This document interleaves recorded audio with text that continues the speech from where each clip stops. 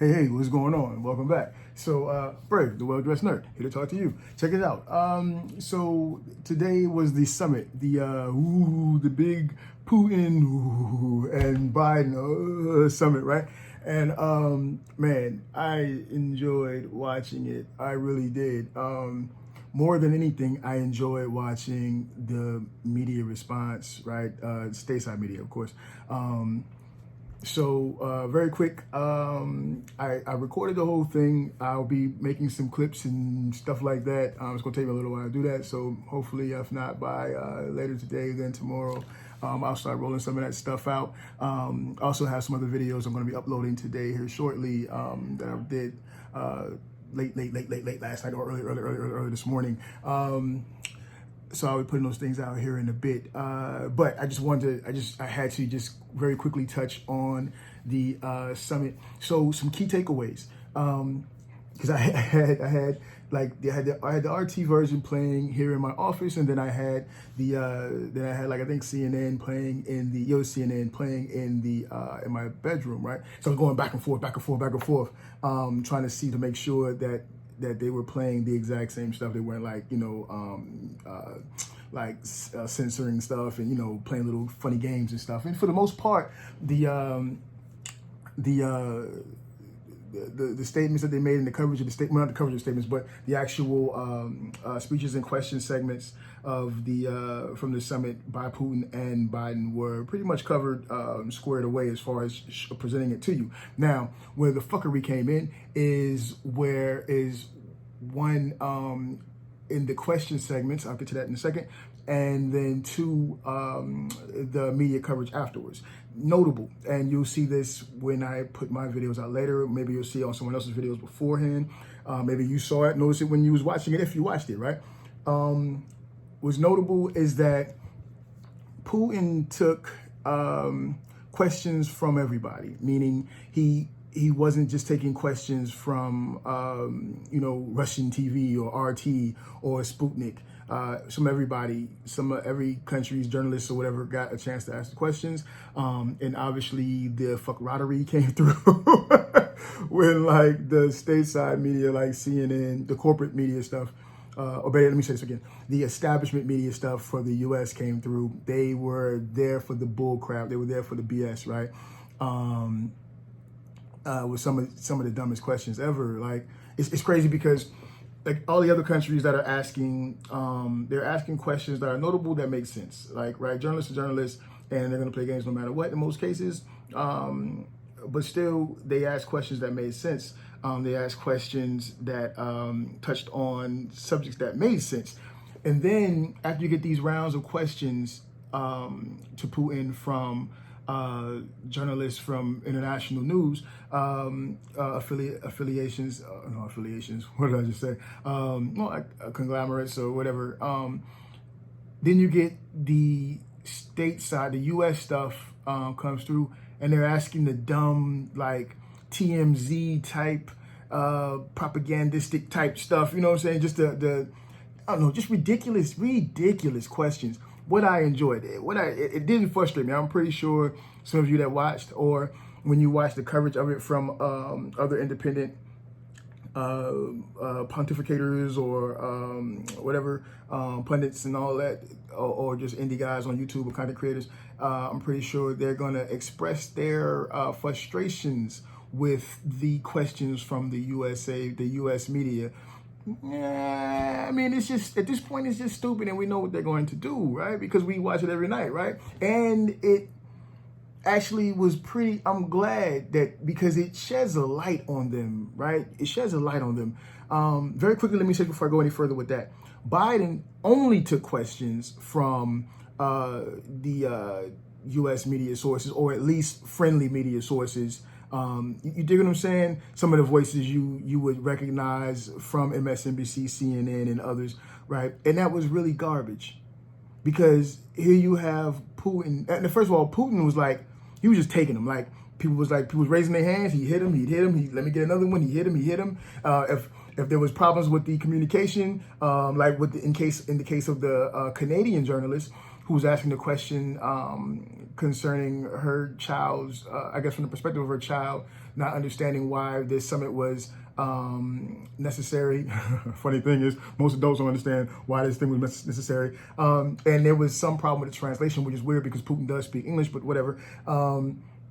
They took time. He would stop. He would say, "Hey, we'll get on a different line. Put it on a different line. Let's try a different line." And he took time. There was no, okay, well, screw it. You missed your chance. Yeah, see you when I see you. You know what I'm saying? It was none of that. So that was pretty cool. But with Biden, of course, it was, and Biden went second after Putin. It was just from questions from friendly sources, right? Questions from people that are going to, you know the game that the U.S. media plays. Let's be real. The game, man, it was so garbage. And then, of course, the spin. This is where it really kicks in. The spin afterwards. I clipped this stuff too. The spin afterwards in how it was covered. And again, you can see the difference. So RT, when I was watching the RT, their journalists were going over the answers that Putin gave. And, Putin had some bars. Hey, let's get it to him. He had some bars for that ass, right? They would ask questions, especially when they would ask questions concerning cyber warfare or the cyber hacking crap concerning human rights. He had some bars for him. And you hear this term. This is the meme that's being propagated in the with the U.S. media or the U.S. establishment media. Whataboutism, because they were like, of course Putin's going to come with the whataboutism, because Putin would, when asked the question about what's that guy's name? Lazarov, whatever his name is, the freaking skinhead. Because the reason why, real quickly, the reason why I call that guy a skinhead is because he came out himself and talked about wanting to see Muslims wiped out, right? That's crazy. You know what I'm saying? He's a nationalist. He's crazy. That's crazy. And for whatever reason, we're propping him up in the U.S. We're propping him up as a beacon of resistance and hope over there. That's just crap. And of course, since Americans don't know no better because they don't keep up with this stuff, then we just hear it and we just use those buzzwords, especially if you're like woke and shit, and you wanna and you're riding that blue no matter who train. Then you want to use that as a dart to throw at Putin, but it's like, right? Not to say that Putin's a good guy or a bad guy or none of that shit, man, because I'm not absolving these leaders of their wrongs or anything like that because I don't like what the U.S. establishment does. No, I'm just keeping it 100, right? So back to the point. When they were asking him questions about those things, these specific points of interest, right? He was like hitting them. He would be like, wait a minute, you talking about us, son? You talking about us? Hold up. Oh, nah, I got this. Hold on. He'd be like, yo, you talking about us? But what about in the U.S. where you guys got X amount of people in prison? What about in the U.S. where people aren't being heard, their voices aren't being heard, and you just had this uprising in your capital? What about this thing with Black Lives Matter and blah blah blah? He was getting into it, right? What about this? Where he said one line. I'm being hyperbolic with the way I responded because I was being adding a little bit of fun to it. But he had this one line, and I do want to quote it. He said, they asked him about, I can't remember what the question was. I'll make sure I put it in the clips when I do them. But he responded with the violence in America. He responded about, you can't, he was talking about a lady that recently had gotten shot. And he was talking about all the gun murders, all the gun crimes and stuff like this, and gun violence and stuff. And he made this analogy that in the U.S., you can't even open the nut without getting shot. Oh, that's wild, dude. It's real. And so it was a lot of that.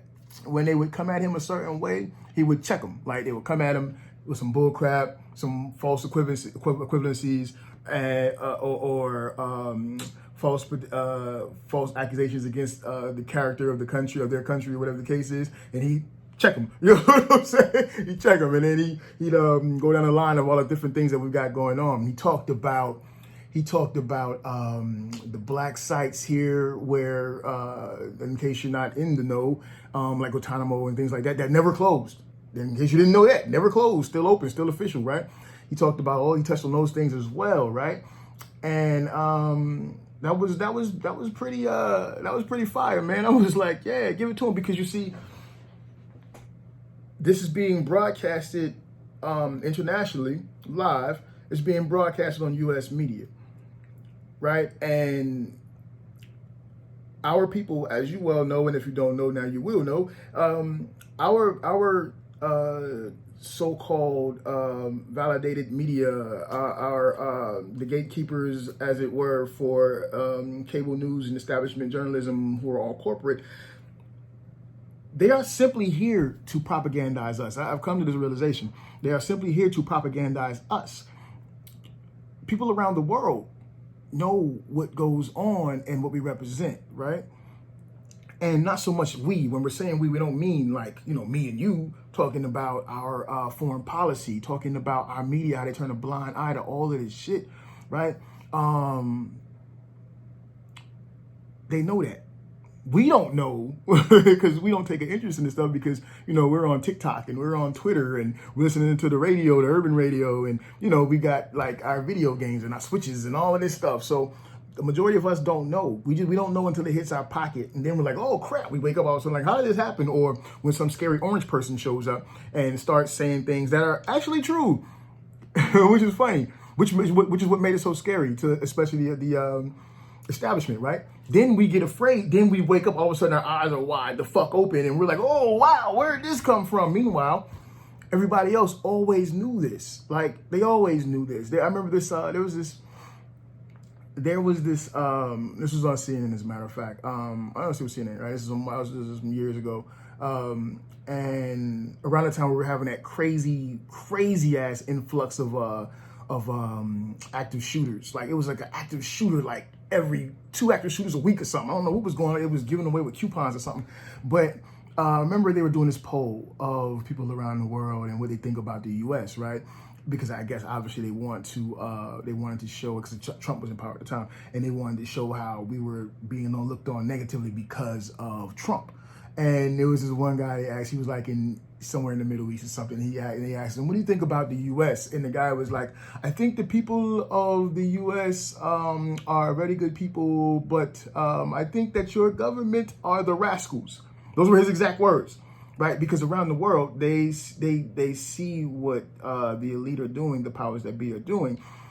And so for you conservatives, when you're hearing this crap about, oh, they hate America, nah. They don't hate the grass. They don't hate the trees. They don't hate the water. They don't hate the buildings. They don't hate the individual people, other than the fact of, let's be real, other than the fact of us contributing to our country's ability to do these things, because we don't hold them accountable, right? But the reality is the rest of the world looks on our culture, as it were, and our society in many different ways, but in most cases, it's more positive, right? It's only when you get to our government actions, our military actions, that you really get that pain and grief from the international community, right? I know this for a fact, because again, I've been on the ground in many a country, in many a place, from war-torn places, to places where we were doing peacekeeping missions, to places where I was on deployment or working as a contractor that was like, chill places like Germany and shit like that, right? And the question is always the same: what's wrong with y'all? You dig what I'm saying? What the fuck is wrong with y'all, man? But that aside, so our media propagates this bull crap, and they play these roles, and no one's taking them seriously. This is solely for our benefit, or not so much our benefit, to our detriment, right?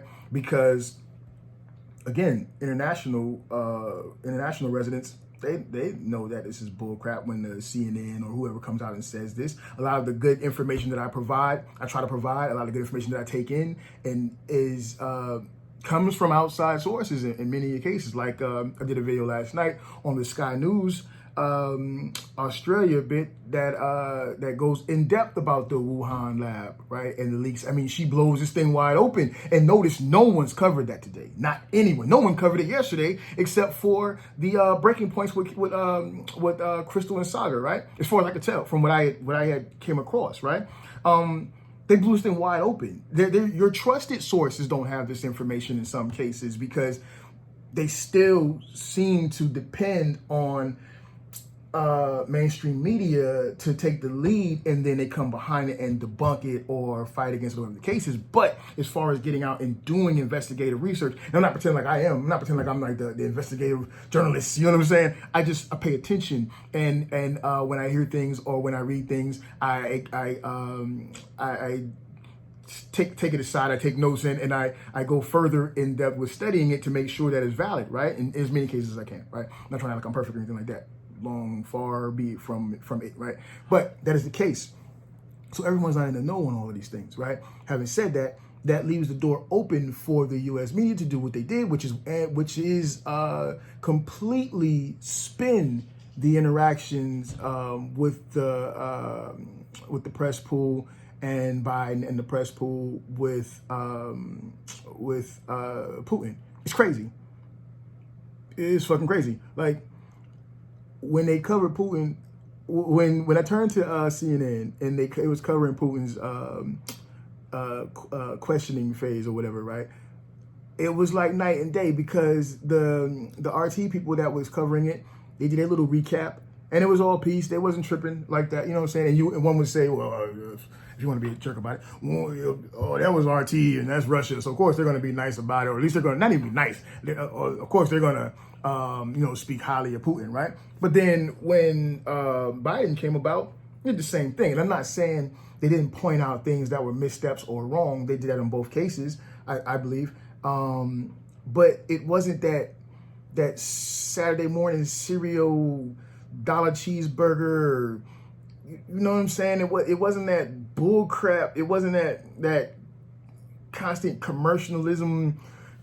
It wasn't that bullcrap journalism that lacks in substance is what I'm trying to get to, right? It wasn't that at all. Meanwhile, CNN gets on and they're saying ridiculous and they're bloodthirsty. Like, and then you go to MSNBC, it's the same thing. They're bloodthirsty, and it's like, what is wrong with it? It's crazy because I make these videos. I have debates. I talk to people all the time. I call into different shows that I follow and stuff like that and have conversations with them and all of this stuff, right? And we talk, and I'm getting to the point that we talk about this stuff. I talk about this stuff all the time, and I know it. Even if I didn't talk about it, I know it here inside of my brain, right? But to see it, the side-by-side comparison, it makes us look so stupid. If it was the case that the international community judges us all the same as Americans, it's all one, it's all America. And this is how Americans are. And let's be truthful, some of them do. Some of them do judge us like that and think that we all fucking braggadocious and loud, and for the most part we kind of are. But having said that, they were judging us all based off of these pseudo faces, right? These pseudo representative faces, these so-called diplomats of the media, right? They would think we were idiots.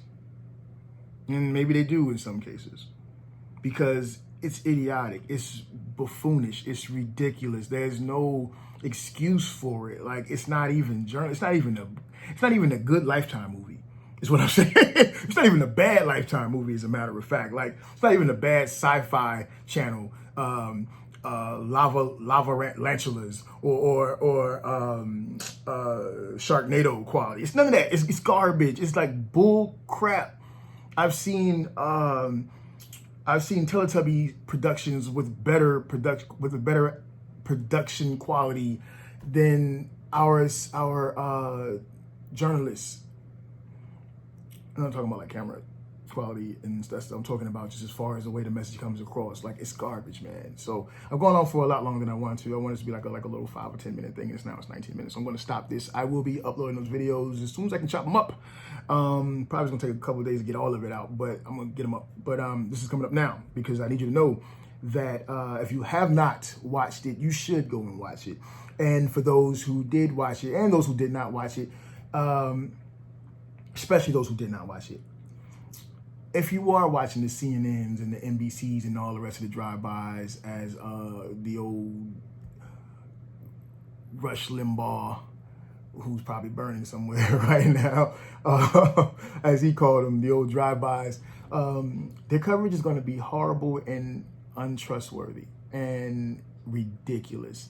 And again, we get it so much that we become, while irritated by it, frustrated by it, and aware of it, we still just I don't think we realize just how horrible it is until you do a side-by-side comparison. And I'm going to try and show that to you.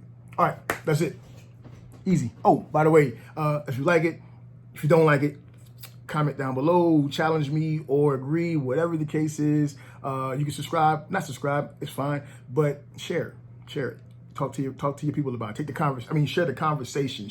You can share the video, cool, but share the conversation. Consider it, right? Just give it some thought and see how you feel about it afterwards, whether you agree or disagree. That's it. That's all I got. Take it easy.